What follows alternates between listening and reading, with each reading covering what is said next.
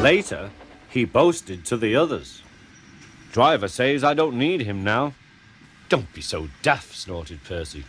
"I'd never go without my driver," said Toby earnestly. "I'd be frightened."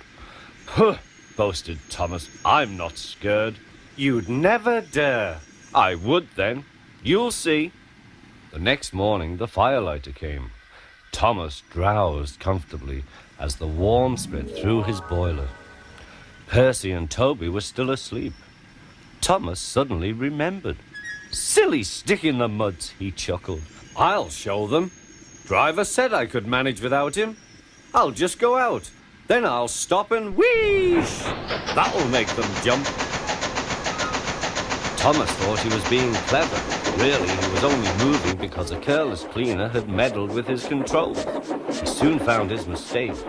He tried to whee, but he couldn't. He tried to stop, but he couldn't.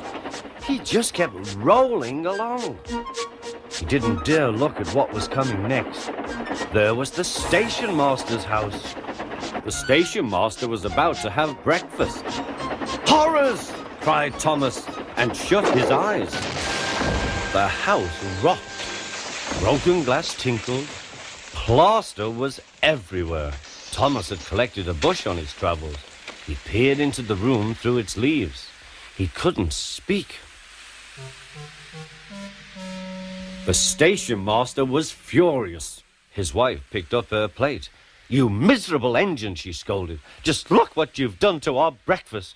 Now I shall have to cook some more." She banged the door. More plaster fell. This time it fell on Thomas. Thomas felt depressed. Workmen propped up the house with strong poles and laid rails through the garden.